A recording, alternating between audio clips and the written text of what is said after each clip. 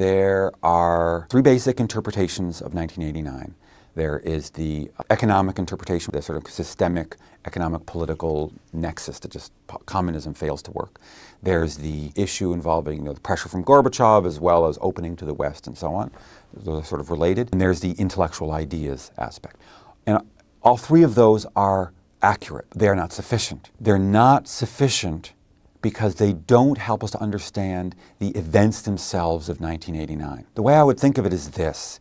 If we imagine a demonstration on the streets of Poland during the late winter and spring of 1989, for example, or later that year, the demonstrations in Hungary or then Prague and Bratislava, and we think, okay, how and why are people on the streets?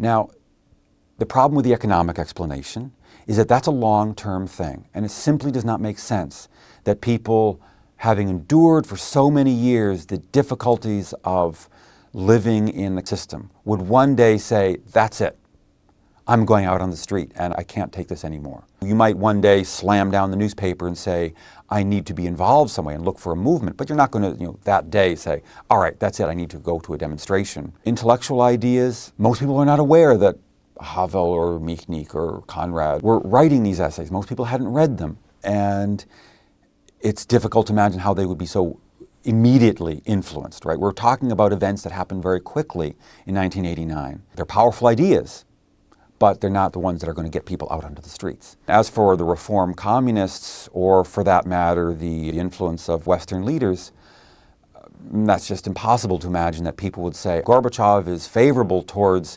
change in Eastern Europe. I realize that now. If I go out into the streets today, the US or West Germany or whatever will come to my aid. None of those make sense. And if we want to understand how people get from accommodating to a communist system to being willing to oppose it, we need something more immediate and concrete. So none of those explanations get us there. They certainly could factor into people's understanding, but they don't get people onto the streets.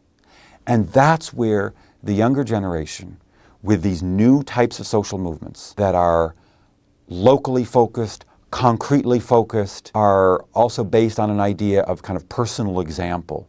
I stand up in order to show that it is possible and that I am not afraid to do so, and that actually, and this is also of course important, if you have people who are brave like that and they stand up and they are shot, then that's not an encouragement in any way. But if people stand up and it turns out that they get detained briefly or a couple of blows to the back, but they stand up again, that is inspiring.